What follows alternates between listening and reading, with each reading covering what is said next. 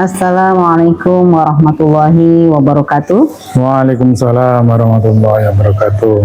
Jumpa lagi dengan saya dalam channel Pesan Bunyai tentang pentingnya belajar ma'rifat. Kali ini saya bincang-bincang santai dengan Mbah Munajat dalam channel Mbah Munajat Karimullah. Saya ingin bincang-bincang tentang umur dunia dan umur akhirat, ya.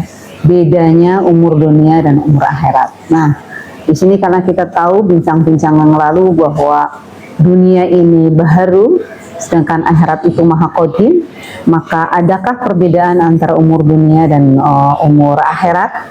Mari kita sama-sama dengarkan penjelasannya seperti apa, sehingga kita bisa tahu sejatinya umur yang hakiki itu umur yang qadim itu yang seperti apa. Monggo Mbah Mun, bisa dimulai penjelasannya. Assalamualaikum warahmatullahi wabarakatuh. Waalaikumsalam warahmatullahi wabarakatuh. Dengan Mbah Munajat Karimullah, sebuah channel tasawuf dalam perspektif ilmiah wa amalia. Alhamdulillah pada siang hari ini kami bisa ngobrol santai dengan Bunyai tentang pentingnya ma'rifat. Makin lama bahasanya makin makin mendalam dan makin sulit rupanya ini punya itu. Jadi mencoba kita elaborasi dua perspektif tersebut. Jadi kalau umur di dunia itu kan sudah jelas ada batasannya, yaitu waktu. Waktu T0-nya adalah ketika seorang manusia itu lahir dari orang tuanya, kemudian waktu berakhir ketika jasadnya berpisah dari ruhnya, sehingga itulah yang namanya umur dunia. Dan umur dunia pun ukurannya juga seluruh instrumen-instrumen yang ada di alam materi gitu. Misalnya dari detik, menit, jam, hari, bulan, tahun, dan seterusnya itu. Walaupun kita tahu manusia rata-rata ya jarang sampai menembus angka 1 abad gitu ya. Itu namanya umur dunia. Nah, bagaimana dengan hubungannya umur akhirat gitu ya? Karena akhirat adalah sebuah alam yang qadim, sehingga alam qadim itu adalah alam yang tidak berpemulaan dan tidak berakhir gitu. Jadi tidak dibatasi oleh ruang dan waktu.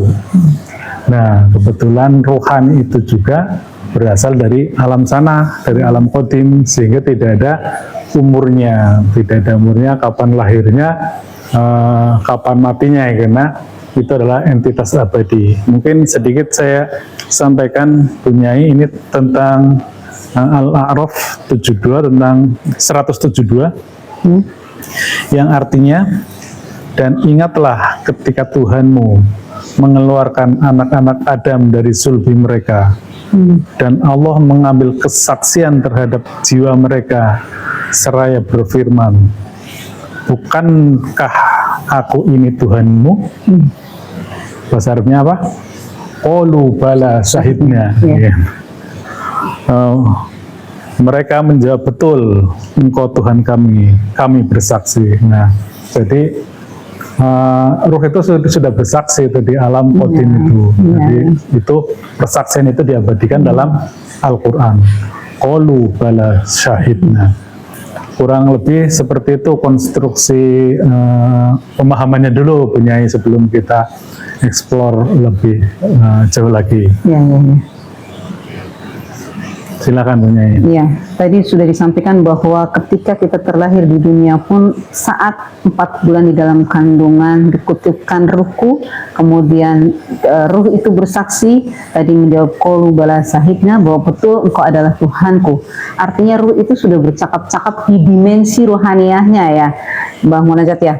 Iya. Dimensi ketika kita kemudian terkapsul dengan fisik kita, zahir kita di dunia.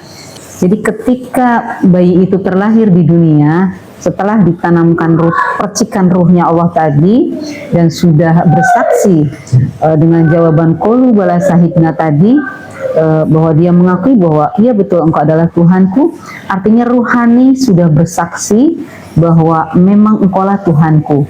Nah, ketika dia terlahir di alam zahir dengan fisik, dengan perkapsulnya fisik kita, jasad kita melalui panca indera kita dan akal kita, kemudian inilah yang seharusnya kita kembali lagi bahwa kuciptakan manusia hanya jin dan manusia hanya untuk beribadah kepadaku, begitu ya. Tapi kemudian begitu kita lahir, kita di alam jasad, kita sudah lupa gitu dengan ruh kita bahwa kita asik dengan dunia kita yang tadi umur dunia kita terlahir melalui dunia, kemudian kita terlahir ke dunia, kemudian kita asik dengan dunia kita yang kemudian melalui ilmu khusus ini kita harus bisa membedakan antara ilmu jasmani dan ilmu rohani. Karena sejatinya entitas kita ada dua, yaitu jasmani dan entitas rohani tadi. Sesungguhnya ini adalah semua diakui dan dialami seluruh manusia hidup dan diyakini dan diperjalankan kita seperti itu. Cuman begitu kita terkapsul di jasadi, kita lupa dengan rohani kita, sehingga rohani kita itu kemudian tertutup dengan dunia-dunia kita yang menghijab rohani kita untuk mengingat kembali janji kita kepada Sang Maha Ruh gitu. Nah, ini mohon juga dijelaskan ini Mbah Mun terkait dengan tadi umurnya juga ya. Iya, monggo. Ya, betul sekali Bunyai. Jadi hijab-hijab itu sebuah peristiwa yang kompleks gitu ya. Amat kompleks karena itu ada tidak hanya bisa dia amati sebatas lahiriah, tetapi ini juga merupakan proses batiniah yang luar biasa kompleksnya. Jadi ketika ruh itu ditiupkan ke dalam jasad manusia, maka secara perlahan dia berkelindan antara ruh dengan potensi yang ada dalam diri manusia. Nah, ketika potensi itu masih seumuran bayi gitu, maka potensi ruh itu yang paling utama, yang mendominasi gitu. Ya, Sehingga ketika seorang bayi menyusui ibunya pun tidak perlu belajar itu. Padahal itu proses yang sulit coba kalau diamati. Bagaimana seorang bayi menyusu pada ibunya, kan itu peristiwa yang sangat sulit itu. Tetapi ruhaniahnya yang menuntun itu. Ternyata rohani bisa menuntun jasad itu. Ini perlu dipahami ya, sekali lagi saya sampaikan, rohani bisa menuntun jasad itu. Dan lain sebagainya itu. Kemudian begitu manusia tumbuh, kemudian egonya tumbuh, nalurinya tumbuh, kebutuhan fisiknya tumbuh, itu akhirnya dia menutupi ruhaniahnya. Bahkan yang selama ini saya sampaikan itu yang paling kuat menutupi ruhani kan nafsu itu ya, ego, naluri bukan beda dengan ego. Tapi ternyata begitu kita melakukan kajian lebih mendalam, kami menemukan sebuah fenomena baru yang dialami oleh Sang Hujatul Islam Imam Ghazali. Karena yang menutupi ruhaniahnya Imam Ghazali itu bukan itu ternyata punya itu. Ternyata justru pemahaman dia, ilmunya dia.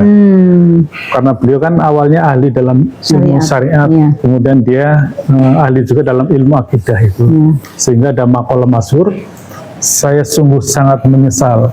Jadi ilmu-ilmu yang dia pelajari selama ini justru menjadi hijab bagi ma'rifatullah. Itu sekelas Imam Ghazali gitu. Jadi makanya tadi Bunyai sampaikan ruhannya itu perlu dibangkitkan. Nah, ini menarik juga Bunyai. Bangkitnya itu kapan itu? Manusia itu yang awam pada umumnya itu menganggap kebangkitan nanti di alam akhirat itu. Nah kalau di sana bangkit mau ngapain gitu kan udah nggak bisa apa-apa itu. Di sana udah tidak ada amal kan di alam akhirat, kita hanya tinggal menerima.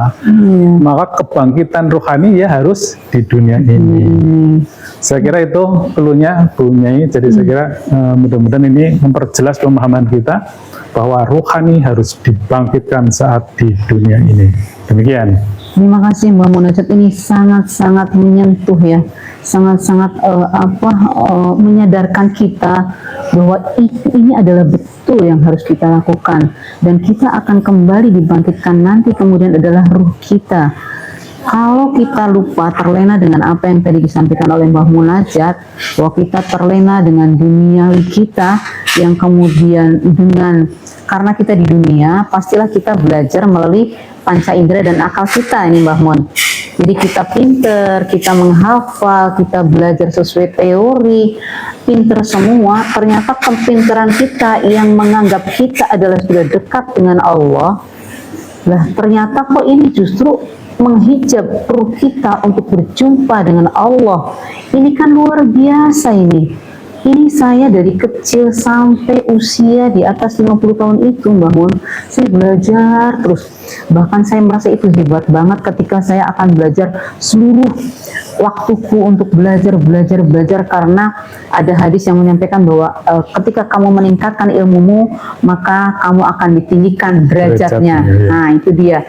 Jadi saya berpedoman dengan itu, maka saya merasa juga ketika saya sudah menambah ilmuku, saya sudah mengabdi, berbakti sama Tuhanku untuk beramal soleh dan untuk bekal di akhiratku nanti. Nah, disinilah ini yang saya harus sadar betul, dan semoga juga pemirsa juga sama dengan saya, bahwa ternyata yang saya alami sekarang kok ya bukan kesia-siaan, tetapi alhamdulillah kita diingatkan bahwa sejatinya kita adalah di dua dimensi. Ruh kita selama ini tidak kita sekolahkan, kita tidak tahu, tertutup dengan hijab-hijab kita ini, sehingga akal kita selalu kalau dikasih tahu bahwa alam qadim itu memang alam mutlak, bimbingan Allah, seperti tadi Mbah Mun sampaikan bahwa bayi ketika lahir dengan ruhnya yang masih suci, dia tanpa belajar, tanpa teori, tanpa apapun, dia menyusu dengan ibunya, dia ngantuk, dia menangis, dia kasih kode-kode itu dan touch dengan ruh yang ada di ibunya. Subhanallah, ini luar biasa. Nikmat mana penjelasan ini yang didustakan? Ketika kita mendustakan, saya takut sekali nih Mbah Mun. Ditolong Mbah Mun disampaikan bagaimana kiatnya supaya ruhani kita itu bisa bersambung. Baik, saya kira itu yang bisa saya sampaikan. Kita akan sambung di lain kesempatan. Ini masih tahap pertama ya. Nanti kita bagaimana kita menggali lagi tentang ruh kita supaya kita bisa betul-betul ruh kita bisa mengenal Allah di dunia dan bisa kembali ke akhirat dan bisa bersamanya Sang Maharuh. Itu ada teknik dan metodologinya yang kita akan sampaikan nanti bertahap. Ya pelan-pelan saja supaya kita bisa sama-sama mengalami ini semua dengan tuntunan Allah, sehingga kita bisa paham bagaimana cara mempraktekannya. Saya kayak itu yang bisa saya sampaikan. Mohon maaf jika banyak kekurangan. Akhir kata, ilahi anta maksudi wa ridhoka matlubi. Wassalamualaikum warahmatullahi wabarakatuh.